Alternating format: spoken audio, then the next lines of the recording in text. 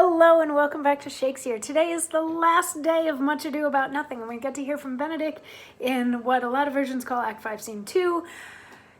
The folio is just Act 5 because he didn't put in scenes, but in other versions they go through Act 5, Scene 4, so there's a lot of ground that we need to cover before all of this is wrapped up. So anyway, it has been announced that Hero is not dead. Well, not announced, but it's been discovered that Hero was not in the wrong before she got married. So Claudio and Don Pedro were in the wrong, and they both feel really bad about it. And Leonardo said, well, you have to eulogize my daughter, and you have to tell everybody that it wasn't her fault, that she was virginal.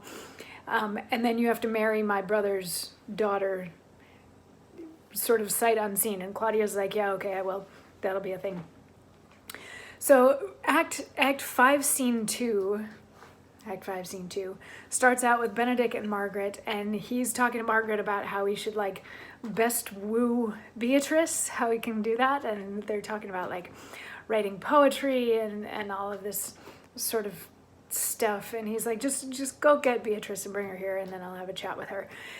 And so Margaret leaves, and he gets a moment by himself, and the first line of this monologue is in response to Margaret saying, I'm going to go get Beatrice, and he says, and therefore will come.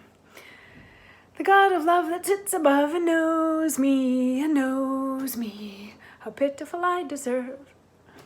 I mean in singing, but in loving. Leander, the good swimmer, Troilus, the first employer of panders, and a whole book full of these condom carpet mongers whose name yet runs smoothly in the even road of a blank verse. Why, they were never so truly turned over and over as my poor self in love. Mary, I cannot show it in rhyme. I've tried. I can find out no rhyme to lady but baby, an innocent rhyme. For scorn, horn, a hard time. For school, fool, a babbling time. Very ominous endings. No, I was not born under a rhyming planet, for I cannot woo in festival terms. Sweet Beatrice, wouldst thou come when I called thee? She enters right at the end there. So it's not a very exciting monologue that we get to end with. He basically is saying that he can't write poetry, and that's not his strong suit when it comes to trying to court someone. He's not going to be able to be all flowery and stuff like that. So anyway, Beatrice comes in, and they have their cute little verbal sparring, playing with words, all of that sort of fun stuff. And the interesting things are, he says, do you love me? And she says, no, not any more than is appropriate. Do you love me? And he's like, no, not any more than is appropriate. And they're both like, okay, that's a thing. Moving on. Yeah, it's interesting to me that they both get to admit that they're not like madly in love with each other at this point in the play. But anyway, they sort of exchange that, and then Ursula comes running in and says that like Hero has been cleared of all charges, or her innocence has been announced. So everybody goes off to do their thing. So in the next scene, Act 5, Scene 3, we have Claudio and Don Pedro and Leonardo outside of Hero's tomb, and Claudio does eulogize her. He says some very nice things. He like hangs a note on the door, and he says that he will come back and he will do this every year. And they're like, okay, let's go get ready for this wedding, because now we have to end with a wedding. Act 5, Scene 4, we've got a wedding. We're gonna have a wedding. And there's lots of little, like, we're gonna have this little bit of conversation. We're gonna have this little bit of a conversation. But the way that it turns out, the ladies are asked to leave, and when they come back, they're supposed to be wearing masks. While the ladies are gone, Benedicke asks Leonardo if it's okay if he marries Beatrice, and Leonardo makes a comment that's really weird, but since we, the audience, know what's happening, we sort of get that he's hinting at the fact that Leonardo set Beatrice and Benedicke up. But Benedicke doesn't get it. He's like, I don't really understand what you just said, but okay, I'll make plans to marry her. Groovy. Then ladies are brought back in.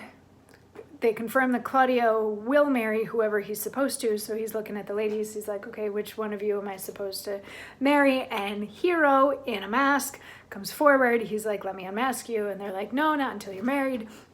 She unmasks herself and says, I'm like the newborn hero. There was one of me that died, and now this one is new and fresh and pure and virginal, and all that sort of thing. And Claudio is so happy because now it means he's not a murderer. He gets to marry the woman that he wanted to marry in the first place, so he's like, yay, super fun. And then Benedict goes to Beatrice and proposes marriage to her, even though neither of them really is in love with the other one, but they decide that they'll go ahead and get married anyway. And then Benedict gets to have this moment where he's like, you know, y'all can tease me and say that like remind me that I said that I was never going to get married and all of these sorts of things, but I'm not biting. I'm not going to feed into any of that stuff. I've decided that I'm going to get married, and that's that. And fun stuff, happily ever after. Comedies end in marriage, right? And he also encourages Leonardo to get married, but we've kind of run out of appropriate women at this point. And I think it's also hinted at that Margaret is going to get married, though whether or not it's to Borachio, I'm not sure. There is still a little bit of a hint at the beginning of the scene that Leonardo is a little miffed at Margaret, even though it wasn't really her fault.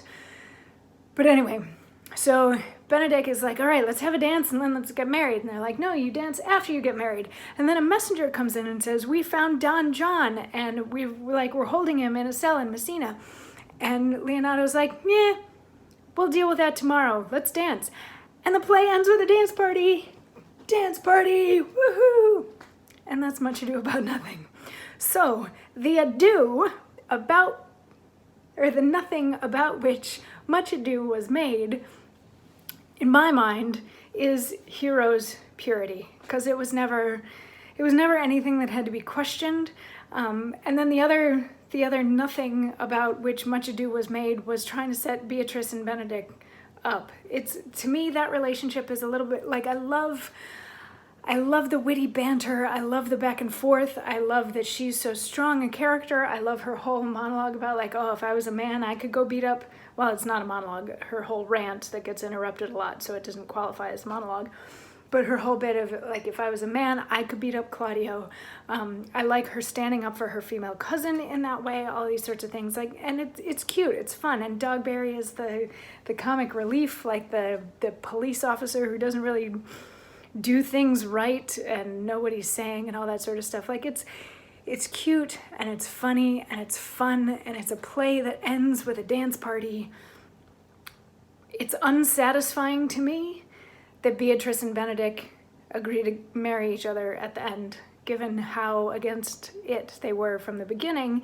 And then by the end of the play, they have figured out that they were set up by this group of 3 guys and this group of 3 women, but they decide that they're going to go ahead and get married anyway, I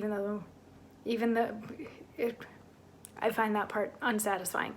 But I know a lot of other people are just like, oh, yay, happy ending, everybody gets married, and they all get to be happy, and Hero's still alive, and Don John has been caught, and it just wraps everything up in a nice, tidy bow. Though if anybody was feeling super adventurous, the fact that they're not going to deal with Don John until later, and it's even said like, oh, and then I'll come up with some fun punishments for him or something along those lines, that does almost sound like an invitation to me to have a sequel to Much Ado About Nothing. And who knows, maybe Shakespeare intended to write one at some point. Maybe he didn't. Same with Love's Labour's Lost, that ended with come back in a year and propose to us again. This one could have a sequel if you really wanted to have a sequel out of it. I lost my light, there we go. If you really wanted to put a sequel after it, you probably could, and I would be interested to see where that goes and whether or not people think Beatrice and Benedict would be happy together, or if they'd even stay together when everything came right down to it. Then again, it could also be terrible. It could be like Mamma Mia 2, which I haven't seen, but I don't think that needed to be made. Anyway, I'm getting off topic. That was Much Ado About Nothing. Thank you for joining me for this super short look into a super fun, complicated play. And tomorrow, we get to start in on Othello. So we go from a super fun comedy to really dark social commentary. Yay! Cool. I will see you tomorrow for that. Mwah.